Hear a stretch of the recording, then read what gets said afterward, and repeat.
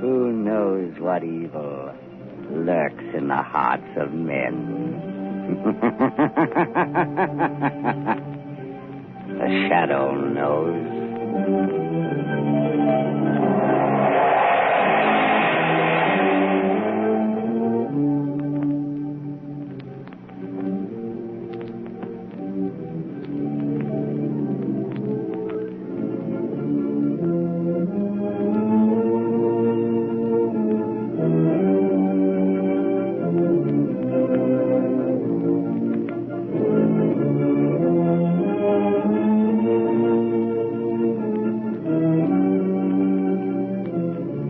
Ladies and gentlemen, in a moment, the Shadow will be on the air with a thrilling new adventure.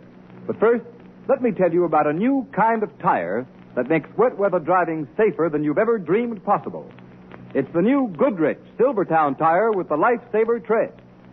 Next time it rains, just notice the way your windshield wiper sweeps the water right and left to give you clear, safe vision.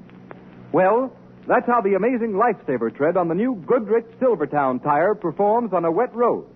It sweeps the water right and left, forces it out through the deep drainage groove, makes a dry track for the rubber to grip, gives you the quickest non-skid stops you've ever seen. And you get this life-saving skid protection plus Golden Ply blowout protection at no extra cost. So play safe. Equip your car with Goodrich Safety Silvertown.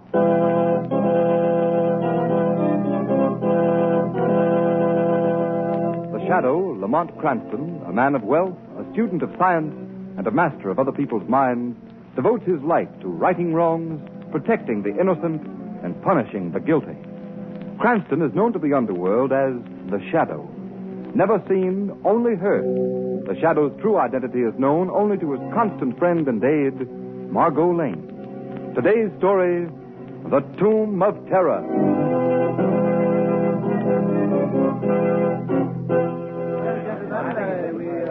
And so, gentlemen, we are gathered here on the grounds of the City Museum to pay tribute to those who have successfully brought to this country the building that stands before you, the authentic tomb of the Egyptian pharaoh, King Khufra-Tep. It is my pleasure to present to you now the man who is largely responsible for its discovery, transportation, and reassembly. The director of the expedition, Dr. Romney Hale. Thank you. Thank you. Directors of the museum and fellow workers, I am very grateful.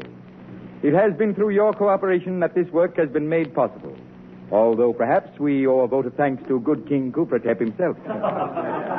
In spite of the legendary curse that all who gaze upon King Khufra-Tep's mummy shall die, the bulk of our job is finished. Now, before you are admitted for the inspection, will you excuse Mr. Avery, Mr. Johnson, and myself while we make a brief check of the interior of the tomb? Harry, Jack, will you come with me? Oh, surely, Doctor. Oh, certainly, Doctor.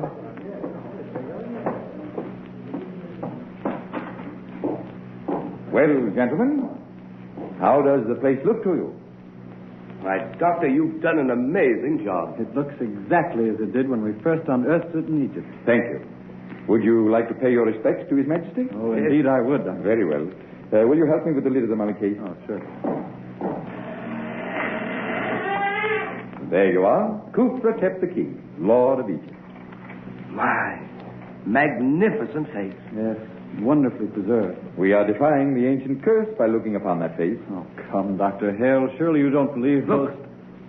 Look at the mummy's eyes. Why, that's strange.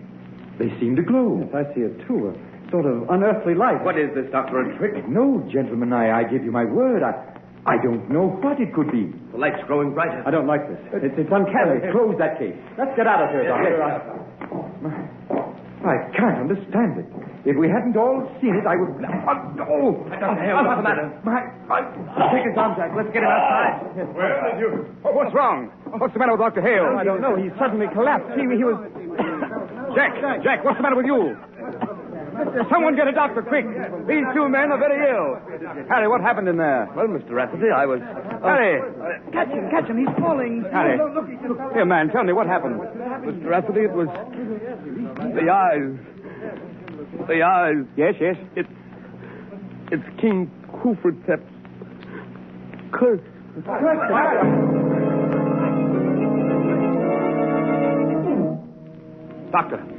Doctor, tell me, how are they? All three of these men are dead. Hold those pencils. What do you got, Chief? A terrific yarn. Dr. Romilly Hale, the archaeologist, and two of his assistants died mysteriously an hour ago in King Cupert's tomb. Play up the curse angle and spread it for all it's worth.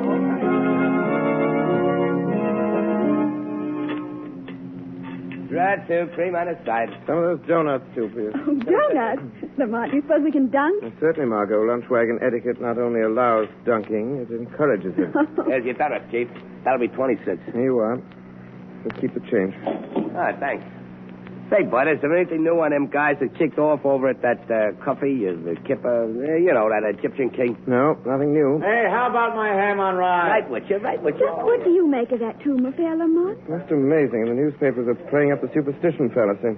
You don't think that all three deaths were due to coincidence? Hardly that, but I certainly don't hold to the Confidante curse theory. But something strange must have happened in that tomb. Unquestionably.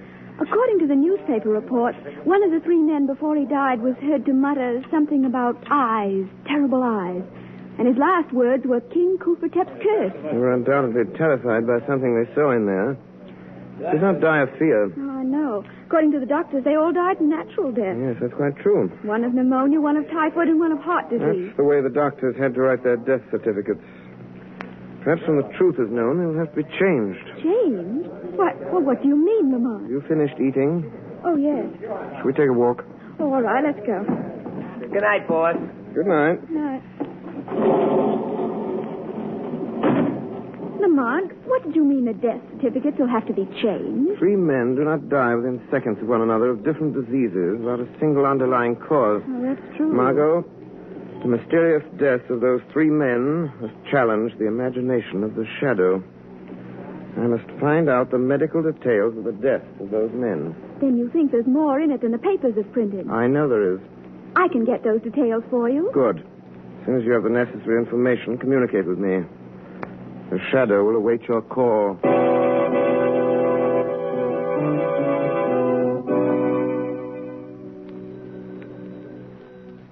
Hello. Lamont, this is Margo. Oh, yes, Margot. Did you find out? I just talked to Dr. Burley, he's in charge of the case. Yes?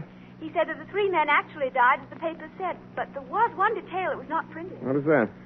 Well, the doctors themselves don't seem to understand it, but an examination of the victim's blood has shown in each case a complete absence of leukocytes. Leukocytes. Yeah. Those are white corpuscles. Yes. Do you realize what that means?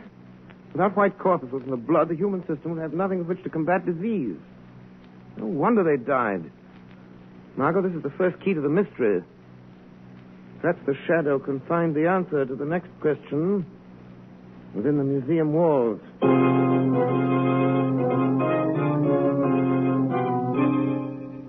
I tell you, we must go through with the public opening of the tomb, as originally planned. But will the public be there? We'll have to take that chance. Gentlemen, I wish we had never started this project. Now, see here, Kent. You've been acting like an old woman about this whole thing. But, Mr. Rafferty, We've poured thousands of dollars of the museum's money into the tomb, and it's up to us to dispel this nonsense about the Confidante curse. I am not so sure that it is nonsense. Rubbish. Oh, you can't dismiss the fact that three men died. They all died natural death. I wouldn't be too sure about that, Mr. Rafferty.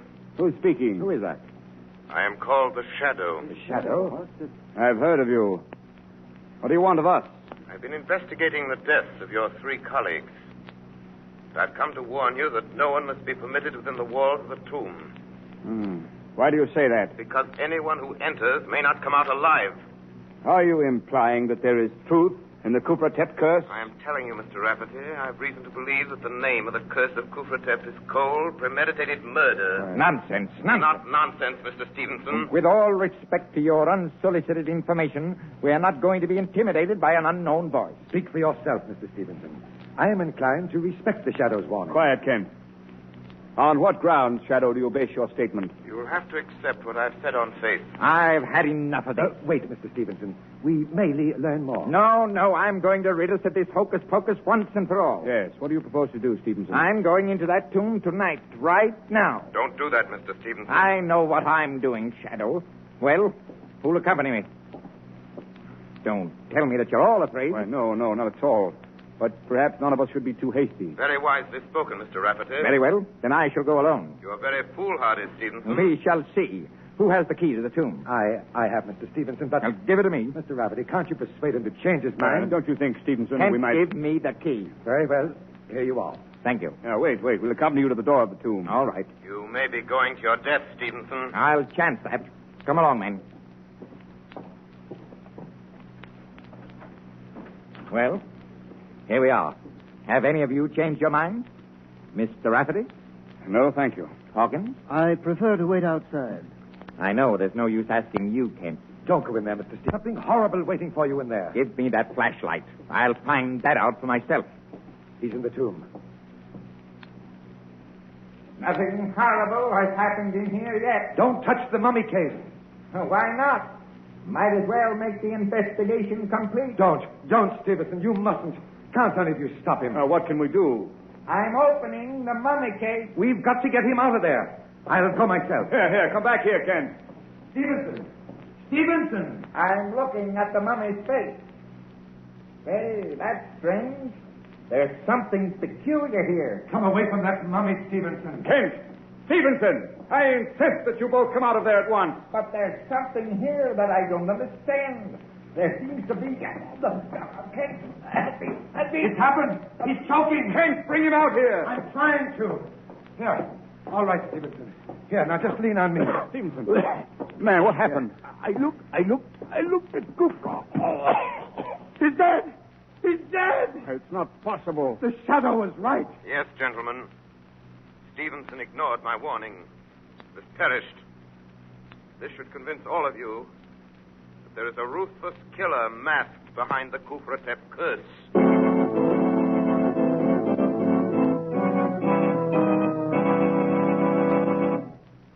Ladies and gentlemen, one warning from the shadow strikes fear into the hearts of his adversaries. Yes, and just one skid is enough to put the fear of wet, slippery roads into any motorist's heart. The shadow knows. The thousands of motorists who are killed or injured every year when slithering skids throw cars out of control would never risk the danger, grief, and expense of riding on unsafe tires if they had another chance. Motorists, I've already told you that the new Goodrich Silvertown tire will stop you quicker, safer on wet pavements than you've ever stopped before.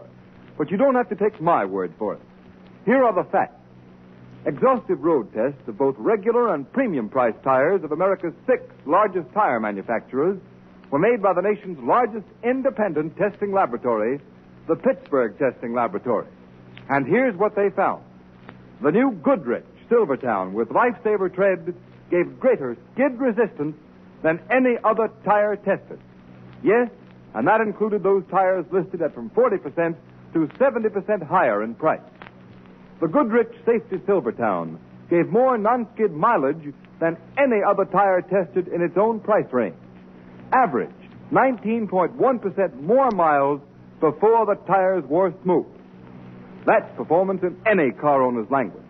The kind of performance that spells safer, more economical driving for you. Remember, there's double protection in these life-saving Goodrich Silvertowns at no extra cost.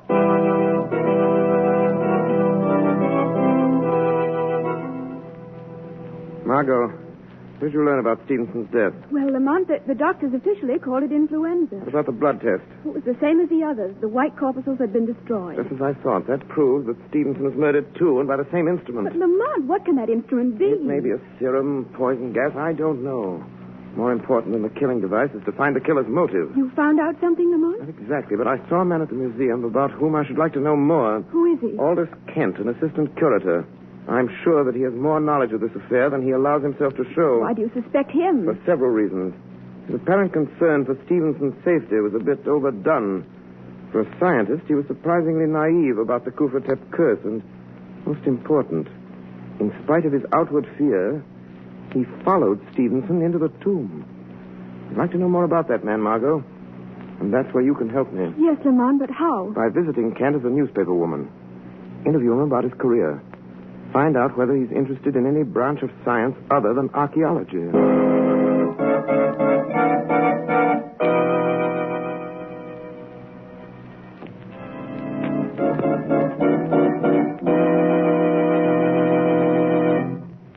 Margot? I saw Aldous Kent. Yes? He hasn't always been an archaeologist. He worked at many things. For instance? Well, before he went to work for the museum, he was employed as an assistant by Dr. Faber. You know, the well-known biologist. Very interesting, Margot. I see that's all I'll have to know. But, Lamont, does that have any bearing on the murder? May have everything to do with them. I'll be able to answer that question after the shadow pays a call on Dr. Faber.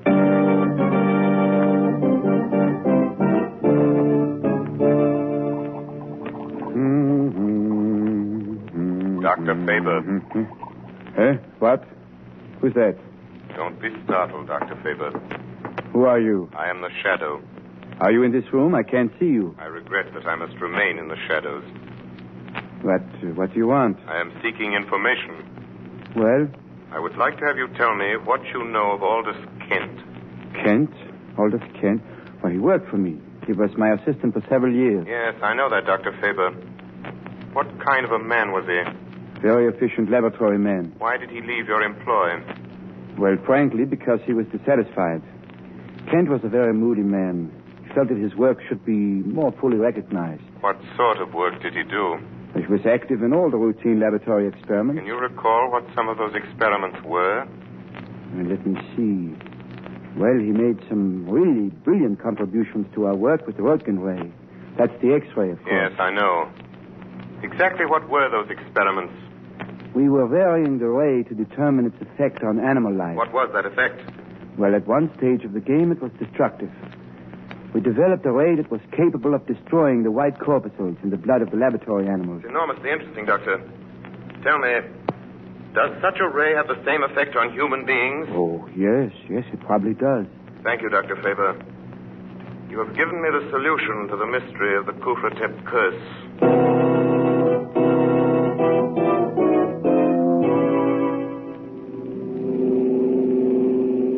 I feel certain, Margot, that the machine of death is concealed somewhere within Kufratep's tomb. But why must you go there tonight? Because I can investigate without danger of interference. There's no time to be lost. Can't you confront Kent with the information you already have? No, Kent's a clever man. He might give him time to destroy the evidence. And we could pin nothing on him. Yes, I see. If I can uncover the deadly ray and positively identify Kent with it, he can be tricked into capture. Here's the museum. I'll turn in this driveway. As a precaution, I'll switch off the headlights. Lamont, I hate to have you going into that tomb alone. It's an eerie-looking place. No, nothing will happen to me. Yes, that's what the others thought. The others weren't aware of the real danger as I am. Hand me the flashlight, Margot. Here you are. Thank you. Wait, what's that over there among the trees? Appears to be someone carrying a lantern. He's approaching the tomb. Lamont, who can it be? Wait. I think I recognize him. Yes. The old watchman. Oh. Shall you wait now until he goes? I'm not sure that he's going. He seems to be entering the tomb. Lamont, isn't it strange after all that's happened that he should dare to enter there alone? Very strange, and I'm going to find out why. Won't need this flashlight, Margot.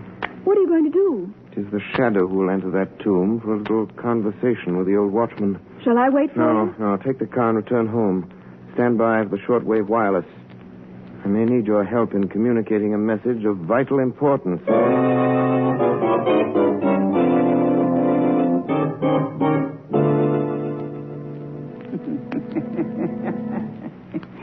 Good evening, Your Imperial Majesty.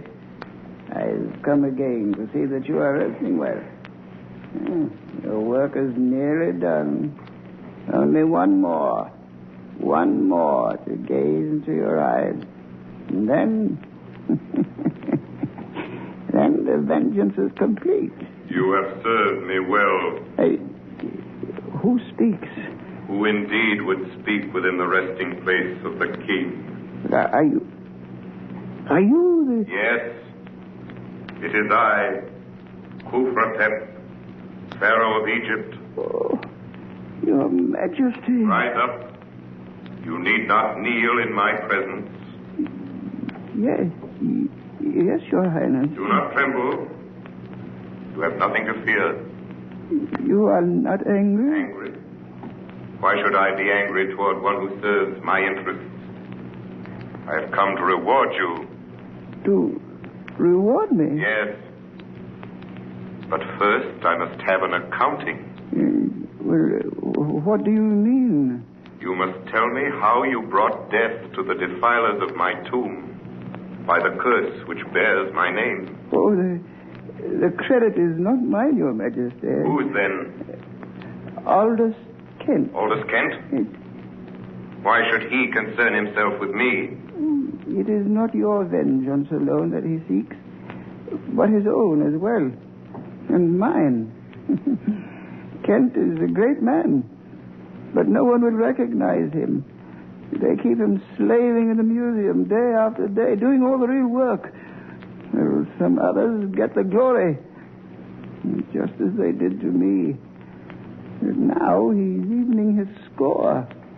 Hale, Avery, Johnson, Stevenson, all those have paid for their stolen fame. But one more must die.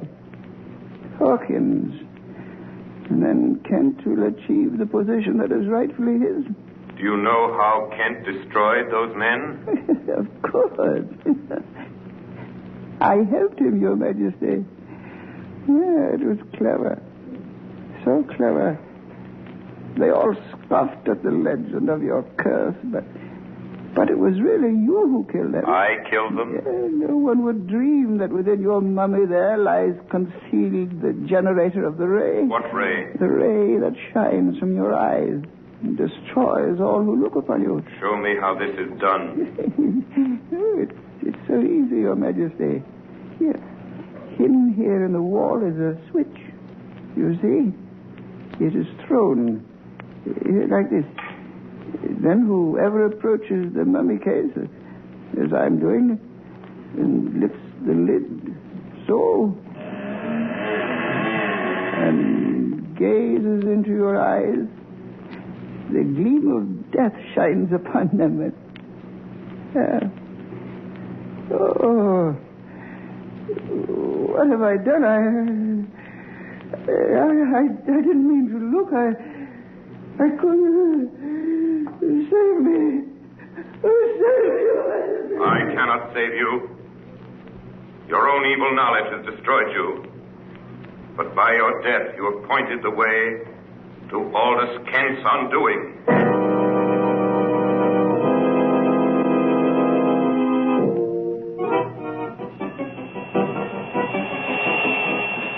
Margo Lane. Calling Margo Lane. Calling Margo Lane. Communicate with Rafferty, the director of the museum, at once. Tell him to arrange the public opening of the tomb tomorrow as planned. Be sure that both Kent and Hawkins will be there.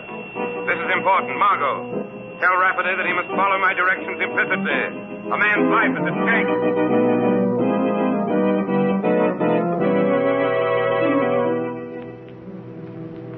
Before admitting the public, I have invited you, gentlemen of the press, to gather here to dispel once and for all this nonsense about the legend of the Cooper-Tep curse. Well, just how do you propose to do that? Yeah. Well, Mr. Burke, as you know, the tradition is that everyone who looks at the face of the mummy dies. Sure, I know that. I know that. Now, this Mr. Hawkins, gentlemen, he is the sole survivor of the Cooper-Tep expedition. Yeah, we know Hawkins. Yeah. He has volunteered to show you that there is no truth in the stories that your newspapers have played into national prominence. What's he going to do? The mummy case will be opened in your presence, and Mr. Hawkins will personally gaze on Cooper-Tep. Now, this ought to be good. Are you ready, Mr. Hawkins? Well, Very well, you may proceed. Mr. Rafferty, Go ahead, Hawkins. Mr. Rafferty, I can't. I changed my mind. What? What do you know? But, Mr. Hawkins, do you realize what this means? Yes, Hawkins, you must go through with it. I'm afraid not, Kent. I've lost my nerve. The prestige of the museum is at stake. Well, you seem to have changed your attitude, Kent. Well, I disapproved of this plan at the beginning, but as long as you've gone this far, I think you should carry it out. Well, Kent is right. Well, I'm sorry, but, well, when I think of the others, what happened to them, and seeing them die, I just can't. Well, boys, looks like the show's over. Let's go. Wait, gentlemen, don't leave. Now, Mr. Hawkins, if I volunteer to look on the mummy's face first, will you follow me? Well, That's certainly fair enough, Hawkins. Very well. Have I your permission to open the mummy case, Mr. Rafferty? Yes, you have. You're very brave, Mr. Kent. Who's that? It's the Shadow. The Shadow? Boy, what a yarn this is going to be. Shadow. Why are you here? I anticipated your performance, Mr. Kent, and I came to see that it was carried out properly. What do you mean by that? Before you proceed, I suggest that somebody throw the switch concealed in the carving on the wall. I don't know what you're talking about. You do know, Mr. Kent. I want your demonstration to duplicate Hale's, Stevenson's, and the others. The switch was thrown then. This is absurd. Here it is. I found the switch. Please turn it on, Mr. Rafferty. There you are. It's on. Good. Now you may continue your little performance, Mr. Kent. This whole thing is ridiculous. I refuse to be made a fool of. Are you trying to back out? I will not continue under these conditions. I thought you wouldn't. You know that to look on the mummy's face when the switch is on would mean death. That is not true. But it is. And no one should know better than you. Concealed within that mummy is a murderous ray. That ray is your own conception. That's a lie. There is no ray. Then why don't you look on Kufratep now? Because Then you shall be forced to do so. No. Rafferty, Hawkins, lead him to the mummy case. Come on, Kent. I won't. Let go, man. Let go. Somebody left the lid of the case. Let go. I won't look. Now, Aldous Kent, stare long into the eyes of Kufratep. Do you see the evil light that glows within them? That's what the others saw. No. I didn't. I killed him, I confess. I killed him, but don't make me look at it. He's dead. Then it's true. There is a ray. Not any longer, gentlemen. I removed the machinery that generated that ray. All that you have just seen was carefully staged to trap Aldous Kent. He is dead. He died of fear. Fear of the thing which he himself created. You have all witnessed the end of the curse of Kufratep. A curse which fell justly on the true desecrator of the tomb.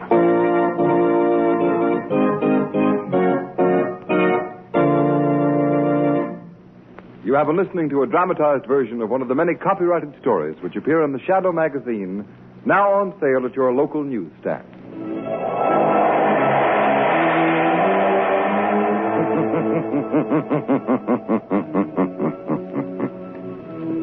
The weed of crime bears bitter fruit. Crime does not pay. The shadow knows.